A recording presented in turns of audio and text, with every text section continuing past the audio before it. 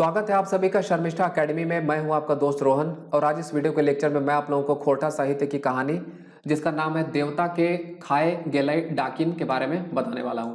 तो चलिए शुरू करते हैं।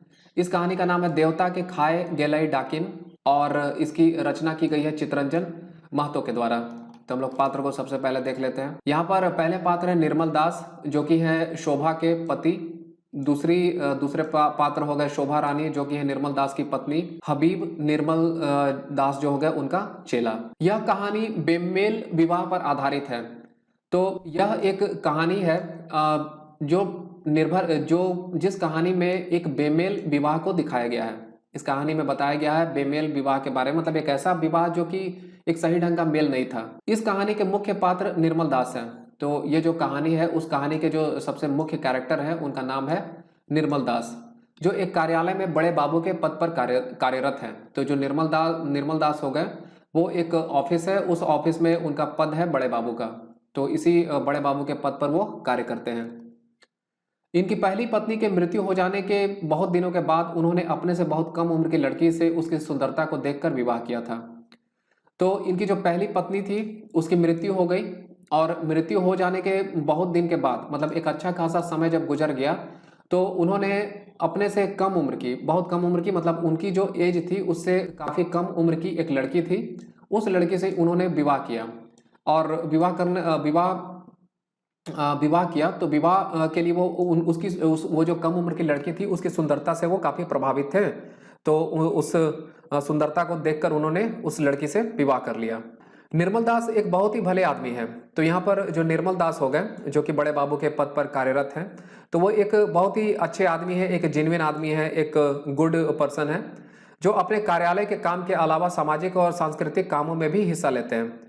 तो निर्मल दास जो हो गए वो उनका जो ऑफिशियल वर्क है उस ऑफिशियल वर्क को निपटाने के अलावा किसी भी तरह की जो सोशल एक्टिविटीज़ हो गई या जो कल्चरल वर्क हो गए, जो समाज की भलाई के काम के लिए हो, सामाजिक उत्थान के लिए काम हो, गरीबों के भले के लिए काम हो, किसी भी तरह की जो वेलफेयर होती है उस तरह के काम में भी ये हमेशा पार्टिसिपेशन अपना करते रहते हैं। उनका उद्देश्य हमेशा गरीब लोगों की मदद करना है। तो निर्मल दास है उनका हमेशा पर्पस रहता है कि जितने भी गरीब लोग हैं, जितने भी दुखी लोग हैं, गरीब लोग हैं, सताए लोग हैं, जिन पे अत्याचार की गई हो, जो सोसाइटी के एक लोअर स्ट्रेटा से बिलोंग करते हो, उन लोगों की हेल्प की जाए, उनके डेवलपमेंट के लिए काम किया जाए, ये इनका प्राइम इंटेंशन रहता है। वह दहेज प्रथा और सामंतवाद के खिलाफ की विचारधारा को रखते हैं। तो निर्मल दास की जो थॉट प्रोसेस है वो है कि वो दहेज प्रथा के विरोधी हैं। वो नहीं चाहते हैं कि दहेज प्रथा को बढ़ावा दिया जाए, ये उसके पक्षधर ना होकर ये इसको विरोध करते हैं। दहेज प्रथा को वो खत्म करना चाहते हैं और सामंतवाद के खिलाफ भी वो विचार को रखते हैं। वो नहीं चाहते हैं कि सामंतवाद जो है वो सामंतवाद की विचारधारा को आगे बढ़ाया जाए। इस सामंतवाद के विपरीत उनकी विचारधारा है। शोभा रानी जो उनकी पत्नी है वह बहुत ही आजाद और आधुनिक विचारों की महिला है। तो यहाँ पर निर्मल दास की जो पत्नी है उनका नाम हो गया शोभा रानी और यह जो शोभा रानी है वो मॉडर्न महिला है, मतलब उनके जो थॉट्स हैं वो मॉडर्न महिलाओं के जैसे थॉट्स हैं, जो दूसरे मर्दों के साथ घूमने फिरने और सिनेमा देखने का शौक रखती हैं। तो शोभा रानी हो गई। तो शोभा रानी का किस तरह का शौक है तो उनका शौक है कि वो दूसरे मर्दों के साथ भी घूमे फिरे, इसके अलावा सिनेमा को भी देखने जाए। इस तरह की जो आज़ाद ख्याल की महिलाएं होती हैं तो उस तरह की मेंटालिटी वाली महिला है यह शोभा रानी। वह कभी भी अपने पति को बातों को नहीं सुनती थी। जो शोभा रानी हो गई वो अपने उनके पति अगर कुछ बात को बोलते थे तो वो उनके बातों को तवज्जो नहीं देती थी, उनकी बातों को नहीं सुनती थी। निर्मल दास का शोभा रानी के ऊपर में कोई नियंत्रण नहीं होता है। तो इस प्रकार से निर्मल दास जो थे वो शोभा रानी के ऊपर में अपने कंट्रोल को खो दिए थे और शोभा रानी जो है उनकी बात को तवज्जो नहीं दिया करती थी, उनकी बात को सुनती नहीं थी। मतलब ओवरऑल निर्मल दास कुछ भी बोलते थे तो उसका असर या प्रभाव कुछ होता नहीं था शोभा रानी के ऊपर में। और शोभा रानी से हमेशा उनकी अनबन बनी रहती थी।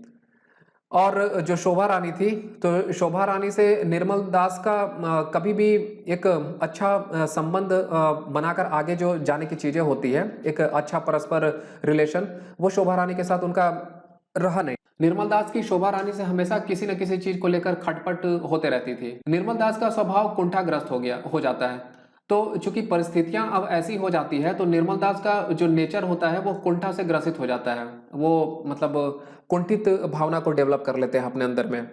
निर्मल दास के रिटायर हो जाने के बाद उनके सारे पैसे पत्नी के द्वारा खर्च कर दिए जाते हैं। तो निर्मल दास जब रिटायर हो गए, निर्मल दास जब रिटायर हो जाते हैं तो उसके जितने सारे भी पैसे थे वो सारे के सारे पैसे जो हैं उनकी पत्नी जो शोभा रानी जिनका नाम हुआ उनके द्वारा खर्च कर दिए जाते हैं। निर्मल दास के बच्चे भी बिगड़ जाते हैं। निर्मल दास के जो बच्चे भी थे वो सारे बच्चे भी सही नहीं रहते। उम्र के एक पड़ाव के बाद शोभा रानी के मन में अपनी गलतियों को लेकर पश्चाताप होती है। तो जब एक उम्र बीतती है तो शोभा रानी ने जिस तरह से जो गलतियां की थी उसको लेकर उनके मन में रिग्रेट की भावना आती है। उन्हें अपने किए पर पश्चाताप होता है शोभा रानी को, और वह निर्मल दास से दूरियों को पाटने के बारे में सोचती हैं और वह चाहती हैं कि जो डिफरेंसेस उन दोनों के बीच में आ गए हैं, जो दूरियां डेवलप हो गई है उस दूरियों को खत्म कर दी जाए। परंतु यह संभव नहीं हो पाता। लेकिन यह जो चीज थी यह पॉसिबल नहीं हो पाती है। निर्मल दास एक बहुत ही भले आदमी थे। निर्मल दास जो थे वो एक बहुत ही अच्छे ह्यूमन बीइंग थे, एक जेन्युइन पर्सन थे, एक ओरिजिनल इंसान थे, परंतु उनकी पत्नी ने उन्हें बर्बाद किया। लेकिन सिचुएशन ऐसी हो गई कि उनकी पत्नी शोभा रानी ने उन्हें बर्बाद कर दिया। आज वो अपने जीवन से विरक्त हो चुके हैं और आज ऐसा हो चुका है कि निर्मल दास जो है जीवन से पूर्ण रूप से विरक्त हो चुके हैं, जिसके लिए शोभा रानी जिम्मेवार है। और आज ये जो सामने में स्थिति आई हुई है निर्मल दास के, इसके लिए पूर्ण रूप से कोई अगर जिम्मेवार है तो वो जिम्मेवार है शोभा रानी और कोई नहीं। अगर यह वीडियो आप लोगों को पसंद आया हो तो इस वीडियो को लाइक करें, शेयर करें और इस चैनल पर अगर आप पहली बार आए हुए हैं तो कृपया इस चैनल को सब्सक्राइब कर लीजिए।